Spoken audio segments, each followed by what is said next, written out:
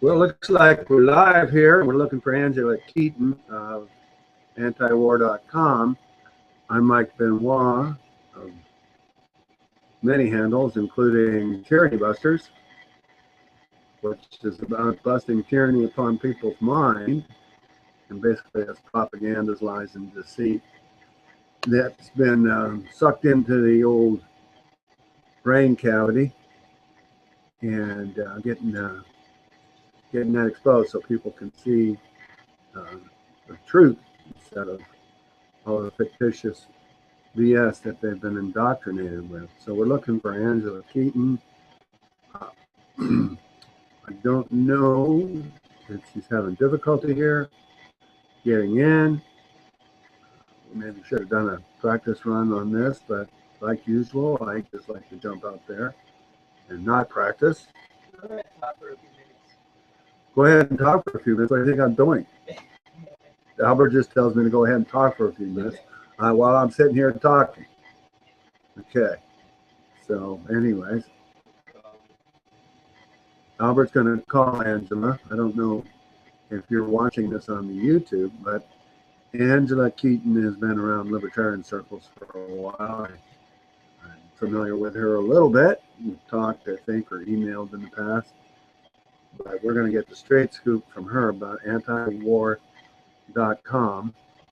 And of course, war is one of those things that is carried on usually by tyranny upon the mind of people. They get these false conclusions or ideas fed to them. I think she's logging in right now. She just told me she's here. Well, Albert, just my little producer guy, has just told me that Angela Keaton should be logging in pretty soon, right now, and we'll see her we'll see her pop on the screen here. Hopefully, if we got Google Hangouts working right. So, but anyway, where was I before? Oh yeah, tyranny upon the mind of men. You know, you go back into ancient history, and what's that war about the war on Troy? The war, let's say, at Helen of Troy or whatever. Yeah. Well, Albert, you take this so I can keep mumbling here. So hundreds of thousands or tens of thousands or whatever, thousands upon thousands of people go get destroyed, murdered or killed and maimed and you name it. For somebody's vested interest, some personal vested interest, not for defense of life, liberty, and property against the tyrants. We got 3 viewers, and we don't necessarily have Angela yet, so hang on, folks. We should get Angela in here. Anyway, so and Angela Keaton from antiwar.com. I'm sure she's going to have a lot of stuff to tell us about how these wars are brought about, and brought about by lies and deceits and tyranny upon the mind of man. So, and we got Albert in the other room trying to get a hold of Angela and getting her in here. So I'll keep mumbling here for a little bit until we find her. But it's interesting if you look through even recent history, United States history, and all the wars and how they came about, and whether or not these wars were actually needed or justified. So now Albert's coming here and he wants me to try to add. We got 5 viewers. And no worries. Let me try to add you. Add Angela Keaton here again. And right here. Yep. So what are we going to use? We'll do her Gmail. What is it? Angela Keaton at Gmail.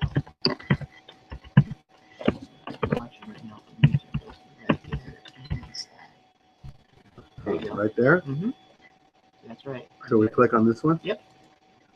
All right. Invite. So, okay. So we added you again, Angela. Hopefully you can get in here. We have a 6th viewer. Folks, we're trying to bring Angela Keaton in here, so hang in there. Of antiwar.com. I sent her the invite. We don't know if or why not able to get her in here right now. So be patient. Anyway, we're talking about, or I was talking about, you look through the American history of all our wars and how they came about, most of them tyranny upon the mind of man, or just tyranny. Even our own great war between the states was a tyranny, in that these states who came together made a pact to come together and create a nation, if you will, for dealing with issues foreign to these states. Decided they wanted to leave the union or the pact. Well, it's weird. It's like a bunch of people get together and form a union, and half of them want to leave. The other half won't let them leave, and they're going to use military force and violence to stop the other half from leaving. So, and again, tyranny. So, but these other wars, aside from that one, and these people, I don't know how you got the people in the North during the war between the states to decide that, yeah, they're going to go ahead and do what the tyrant says to do and go down there and attack. Well, they're fellows. People who've been, they're citizens, and go in and invade and attack because they didn't want to be part of the group. Now, if a woman wants to leave a husband in a divorce, we don't think it's acceptable for the man to go in there and attack her and beat her up and beat her into submission. But somehow people think that was acceptable in the war between the states in America. But so my twist on this is, I'm sure, a little bit different than Angela Keaton's at antiwar.com. And that's why we want to get her in, because my twist happens to come from and maybe, I don't know, hers might be similar, but comes from the idea that all wars are pretty much created under the tyranny upon the mind of man, and people are duped into them, and it's by somebody's vested interest, like the military-industrial complex, or the what do you call the other oligarchies, the banking cartels, and that kind of thing. That's how wars come about. And it seems like there's folks that say, well, we need to can end these wars by ending nation states.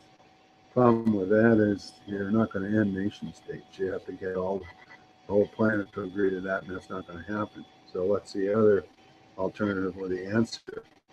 I'd like to, it would have been a good answer if the United States was so big and bad that nobody would mess with us.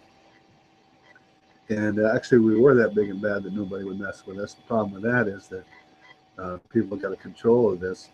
They decided that they had to go out there and show the rest of the world how big and bad they were. And so they were the instigators of the wars. And you can see that, I don't know what it is, but maybe it's the military-industrial complex that thinks that we can't stop these wars, and they wave the flag here and you get Americans to support them. And Americans will, as long as the cost is not too great. But the Vietnam experience, cost was too great, so people stopped supporting those wars. So yeah, I guess this is proof that we should practice going to war. No, practice Google Hangouts before we do one, especially somebody new and haven't done it before. And so we've lost some of our viewers here on YouTube, and I don't blame you.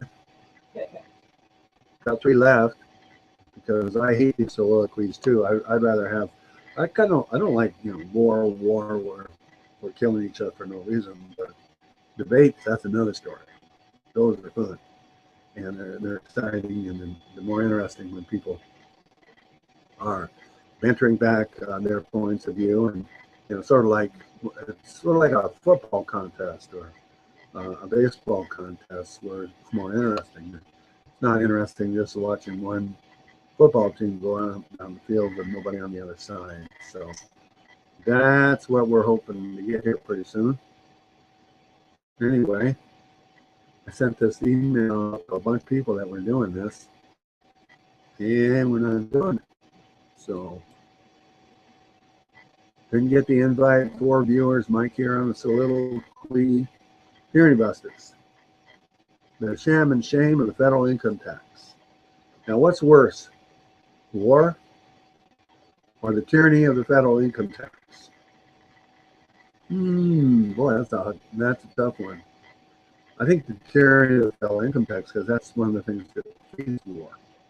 Federal income tax, state income tax, the idea that the government owns the people, owns the labor of the people.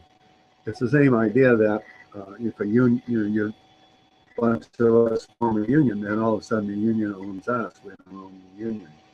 And that's this idea with government being able to tax the fruits of our labors. So, all right, Al's having a nice conversation with Angela on the phone, and we're sitting here listening to me talk to myself. That's pretty good. I hate these one-sided conversations, you know. So I hate going to lectures and listening to a half hour someone just like that, because it's like it's not communication. Communication is the back and forth. And so you give an idea, share an idea, you discuss the idea. But let's see, what kind of wars do we have going on? Is bombing in Iraq or Syria, is that a war? Is that America at war? And it's kind of funny, they don't call that America at war now. And I don't see no declaration of war for all of that. And it's funny, a lot of the folks that were against the Iraq invasion, the last one, are like jumping up and down and supporting this ISIS thing. And it's like, and then when you point out to them that it's the same, part of the same nonsense, they don't come out like against it. They just kind of go in the background a little bit. So not even coming out strong against this bombing over there. And you know what's real curious to me about the I'll talk about ISIS now. What's happened over in Israel and Palestine? It's not in the news anymore. They're just like, is it over with or what? Or is it not needed to suck up all of our attention to get us all arguing about one thing or another? A few weeks ago, a month ago, we were discussing the pros and cons of Israel versus Palestine, and people were sitting there in 2 camps on that. So they used that to keep us divided. And now, what is it? The ISIS thing, they're using that to keep us divided. And who's they? The controllers. And some of the controllers are not even really the controllers. They think they're the controllers, but they're like puppets underneath the controllers. Who controls all of this? I don't know. Bankster gangsters. They said that they've said this a long time. The Rockefellers and the Morgans, whatever, that he who controls the money controls the government or has the power. So we're 14 or 15 minutes into this, and I don't think it's going to be fired up enough for anybody to watch later on YouTube even. So, in fact, I'm better at interviews and debates than these soliloquies, because I can't stand it myself, just listening to somebody rattle on for a long time. That's why a lot of these talk show hosts like Roger, there's a Roger Hitchcock in San Diego, there's Rush Limbaugh, what's the other guy? Sean Hannity, O'Reilly, Medved, what's that guy that's really anyway, they're just call guys that can just, there we go, something's happening, and click to join the video call. Oh, Albert's messing around in here. So we still don't have Angela in here. So we can stop this one, except I sent that announcement out to a bunch of people.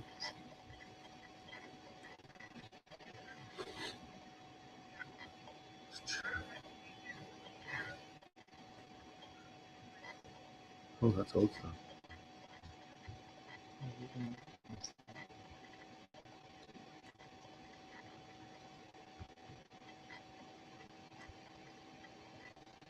Just a level. There's a chat. This is how you add people, but it didn't work. It didn't work. And she's not getting these invites. well, Maybe if you try to follow Mike's Google profile. well, and I got a couple of profiles, so that's so. Michael Benoit 7, Google Plus.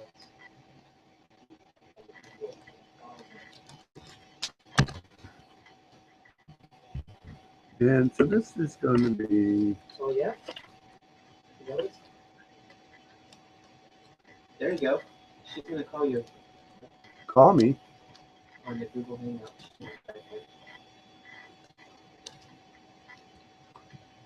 Well, she was just invited again. So Or Hangout. everybody grab a cup of coffee.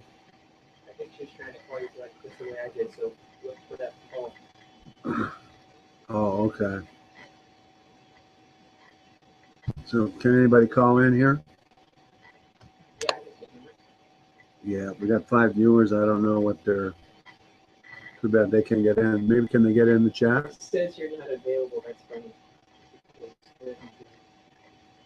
Maybe you can call you then. That's what I.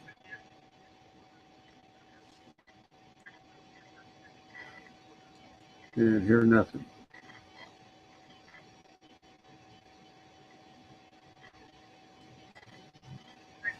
What options are this one? That's nothing. That's nothing. She's gonna try and call you again. Well, here. What's that? That's a control room. Yeah. Out of there. Well, we're going to end this in a few minutes and then have to do a practice session and redo it. Go ahead and stop the broadcast. She's gonna call you and you can just accept it and then we'll just record that.